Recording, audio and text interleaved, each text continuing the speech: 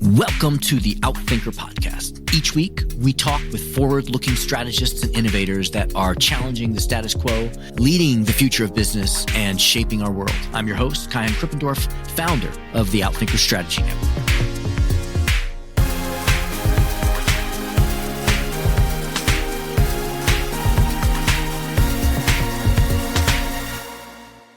Ken Blanchard is one of the world's most influential leadership experts. I read his book many, many years ago when I was an undergrad at Wharton Business School and have been following his work since. He is a prominent, sought-after author, speaker, and business consultant. Dr. Blanchard is respected for his lifetime of groundbreaking research and thought leadership that has influenced the day-to-day management and leadership of people and companies throughout the world. In 2005, he was inducted into Amazon's Hall of Fame as one of the top 25 best-selling authors of all time. He is the co-author of more than 65 books, including that iconic The 1 Minute Manager, with combined sales of over 23 million copies in 47 languages. He and Randy Conley are also co-authors of their recent book, Simple Truths of Leadership. He is the co-founder of the Ken Blanchard Companies, a leading international training and consulting firm. In this episode, he whizzes through lessons from a 45-year-long history, and again, those 65 books, and shares some key insights, such as why you want to be a servant leader and how to know you actually are, the first step to take when seeking to transform your culture, and why you should be focused on your employees before your customers. Ladies and gentlemen, Ken Blanchard. Ken, thank you so much for taking the time to be here with us. It's great to have you here. Good. It's my joy. Appreciate it, Ken. So I asked this question of all our guests just to get us to know you a little bit more personally, although you bring a lot of your personal work into your work, so our readers do know you. But if you could finish this sentence for me, if you really know me, you know that. Well, I think you know that I love what I do. I think life is a very special occasion, and I don't want to miss much of it. That's for sure. I love that. Life is a special occasion. I figured out many years ago that my mission in life is people loving what they do. So that means a lot for me to hear that from you. Now, I know your interests and expertise are so broad and a lot around organization and leadership. Certainly strategy is also part of that. So I asked this question of all my guests, and even though they're strategy experts, they never give me the same answers. There's no right answer here. What's your definition of strategy? I think strategy is how you want to go about accomplishing the goals that you set. You set a goal, but if you don't have a strategy on how to get there, then you might be just having a goal on the wall, but no accomplishment. That makes a lot of sense. And I can see how that can apply. That's not just business strategy. That's all kinds of strategy. Can we just tell us a little bit about your career? How did you become an entrepreneur? Well, I was a college professor for 10 years, and I went on a one-year sabbatical leave to California, and I ran into a group called the Young Presidents Organization, YPO, and you have to become the president of your company before you're 40 years old and have, at that time, I think 50 people working for you and at least $5 million in sales. One of my best friends from college had joined that, and he got me to give a seminar for 20 YPOers in San Francisco, and I did, and they got so excited that they got me invited to their university. They have these 2 or 3 universities a year. So I started doing stuff for YPO, and they said, well, what are you going to do at the end of the year? This was a one-year sabbatical leave. So I'm going back to the university. And they said, no, you're not. I said, what do you mean? They said, you're going to start your own company. I said, how are we going to do that? We can't even balance our own checkbook, you know? And they said, we'll help you. And so I got a YPOer from San Diego, one from Oregon, one from Illinois, one from Pennsylvania, one from Mexico City, all volunteered to be our advisory board, flew to San Diego, took us to Vic Braden's tennis camp. And we spent 3 days building a vision and a strategy for our company. And they stayed with us for years. So now this is our 42nd or 43rd year of business. And only 5% of companies that start ever last that long. So they did a good job getting us going, but we couldn't even spell the word entrepreneur, and now he is one. That's great. Just give us a sense of what was your business model then and what is it now? Like, how has that changed? The business model then was that we would do seminars. We would present materials to them and all. And then we got the 1 Minute Manager going. And so we said, okay, well, we got books and learning materials. And then we started doing trainer for trainers programs where we train their people to do our stuff. And so it's really expanded. We have around 250 people working with us now in about 15 or 20 nations. And it's really kind of exciting to do this. Our goal is to help people create an environment where people excel and create a wonderful organization that people can be a part of. That's beautiful. That's worth being an entrepreneur for 45 years for. Can you tell us, I wouldn't say that you jump between topics, but they've evolved. And now you're writing a lot about servant leadership is what I've read from you recently. Could you tell us a little bit, what is servant leadership? Well, I tell you, when I talk to people initially about servant leadership, they think I'm talking about the inmates running the prison or trying to please everybody or some religious movement. They don't understand that there's really two parts of servant leadership. There's vision, direction, values, and goals. And that's the leadership part of servant leadership because it focuses on the leadership is about getting things accomplished and living according to a set of values and all. And that's the responsibility of the hierarchy. It doesn't mean that you don't involve your people, but it's your responsibility. If they aren't clear on what they're being asked to do and what good behavior looks like, shame on you. And once that's clear, now you get to the servant part of servant leadership. And now philosophically, you turn the pyramid upside down and now you work for them. You're trying to get them to win. I was a college professor for 10 years, as I mentioned, and I was always in trouble because the first day of class, I always gave out the final examination. And the faculty would say to me, "What are you? You confused?" I said, "No." "Well, why are you handing out the final exam?" I said, "Because that's what I want them to learn. And what I'm going to do over the semester is teach them the answers. So when they get to the final exam, they get A. Life's about getting A's, not some stupid normal distribution curve." So that's been my philosophy. I love that. And so what then, if we take that trail to servant leadership, what got you originally interested in leadership and how that impacts organizations and teams? Well, it really started when I was young. I went to a 95% Jewish elementary school, and then we merged in junior high with a 95% African-American elementary school. And so I won all the elections as a compromise candidate. I won the president of seventh grade. When I came home, my father eventually retired as an admiral in the Navy, and I was all pumped up. I'm the president of seventh grade. And my dad said, "Ken, your leadership training begins today. Now that you're president, don't ever use your position because great leaders are great because people respect and trust them." He said it's a myth in the military that it's my way or the highway. He said, sure, in battle, somebody's got to call the shots, but if you act like you're a big deal with your men, they will shoot you before the enemy. So how does that play out then in seventh grade or after? How does a leader know that they are not using their title and position? Well, when I became president, in my first talk, my dad helped me. He said, "I just want to tell you that with my leadership style, it's going to be about we rather than me. Whatever we accomplish, we're going to do together. And it's not me. I don't need all the laudits and all the brains are not, in my head. But 1 + 1 is going to be a lot greater than 2. You take a guy like the founder of Apple, he was a brilliant guy, but wasn't much of a servant leader if you talk to people. And the great servant leaders I have seen are, the Nordstrom brothers and running the Nordstrom retail and the Wegman family running the Wegman grocery chain, Jimmy Blanchard running Synovus, a financial services company, and Herb Kelleher and Colleen Barrett and all when they started Southwest Airlines and Disney, and what they did with there. But the great companies all see their people as their number one customer. If you take care of your people and train and love on them and support them, they'll go out of your way to take care of your second most important customer, the people who use your products and services. And then they'll become a raving fan of your organization, become part of your sales force, and that takes care of your organization. A lot of people think the reason to be in business is to make profit. No, profit is the applause you get for creating a motivating environment for your people so they take good care of your customers. I love that. Was that your message in your book, Raving Fans?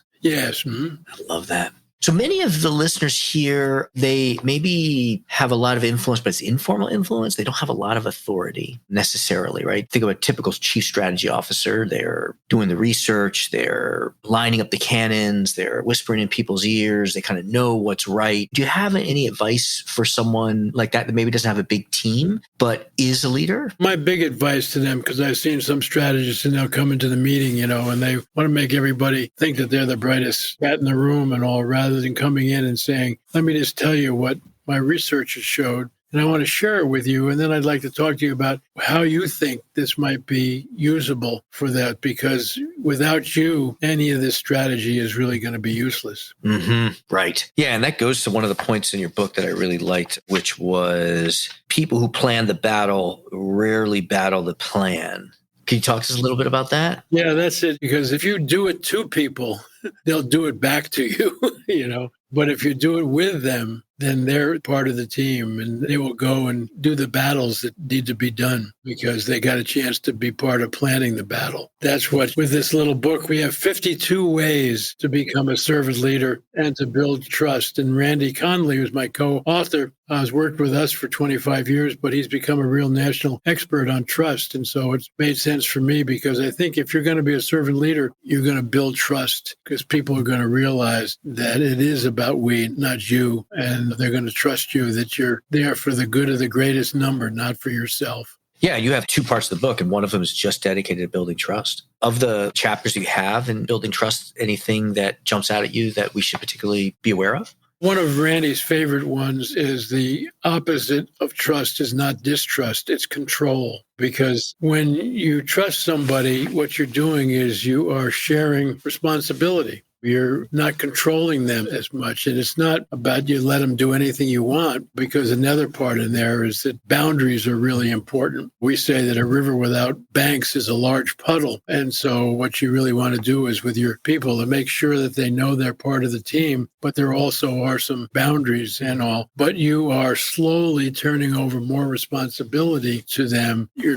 backing off on your control and letting them control as you move from directing to coaching to supporting to delegating in our SL2, which is our situational leadership model. You're moving from more control to less control and turning the ball over to them.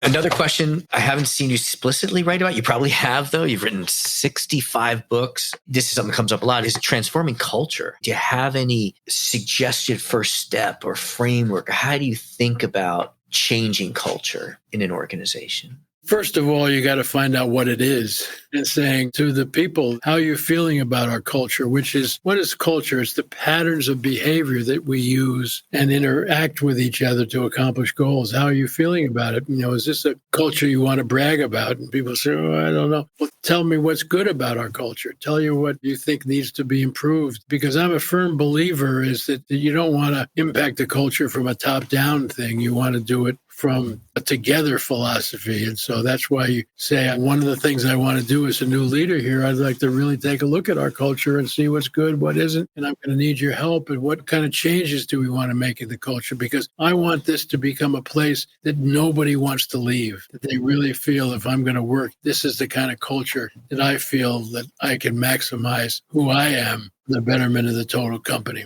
What's something that you've changed your mind about? Well, it's interesting. We rewrote the 1 Minute Manager a few years ago. And one of the changes that we made is that the third secret was the 1 minute reprimand. And as we looked at the original book, in many ways, it was kind of top down. That the manager really was the one that set the goals and the manager decided who to praise and reprimand. And so we made it much more what people want nowadays, which is, we call it side-by-side leadership. They don't want your job, but they want to be an important part of it. And when you do that, it's different. And so part of the change there is we changed the 1 minute reprimand to 1 minute redirects, which is much more of a participative kind of thing. It's again that philosophy that we've come to in the last number of years. It's about we, not me, because that's what servant leadership is all about. Yeah, you have that in your new book as well, something about not reprimands, but redirects. That makes a lot of sense. And I guess the redirects can go both ways too, if you're open to feedback.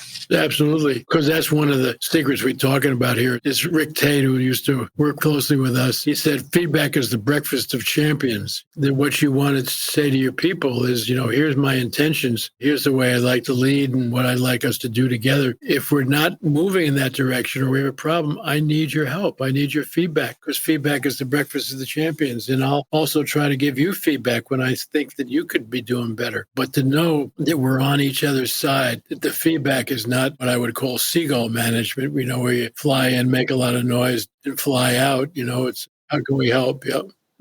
Right. I love that. I love the metaphor.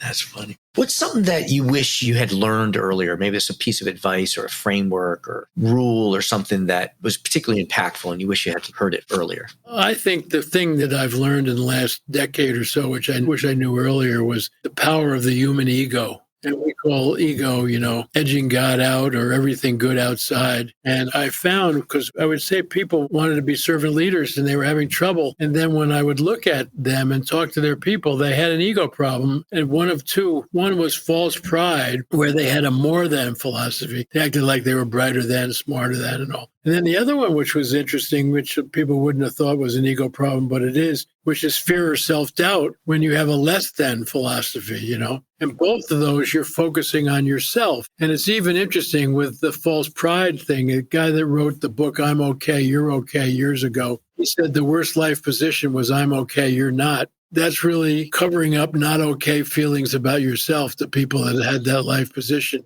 They give credit to C.S. Lewis and Rick Warren, and I even get some credit to say it. People with humility, because humility is a thing that you need to overcome false pride, don't think less of themselves. They just think about themselves less. Because a lot of times people think humility is a weakness rather than a strength. And all it really means is that I feel comfortable with who I am. Therefore, I can be comfortable in letting people be who they are. And together we can win. I love that. Yes. And you just step off that comparison of who's okay, who's not okay, who's better. It's off that dimension. So I've got so many questions, but I know we're reaching the top of our time with you. So just a couple more quick questions. What are you working on now? And what is the topic that you're most interested in? I'm really working on This Simple Truth now, but I'm also starting to work on a book with my son who's taken over the presidency of our company called Leadership Legacy. And the subtitle is It's a Family Affair, about what he's learned from me and what I've learned from him. And I enjoy that. And then I wrote a book with Wally Armstrong, who's a great PGA golf professional and teacher, called The Mulligan. And they've just made a movie out of it. What? That's great. It's coming out the week of the Masters, and Pat Boone has got the lead role in the movie, and the feedback has just been fabulous. It's about golf and faith, because Jesus is the greatest mulligan of all time. He keeps on giving us second chances,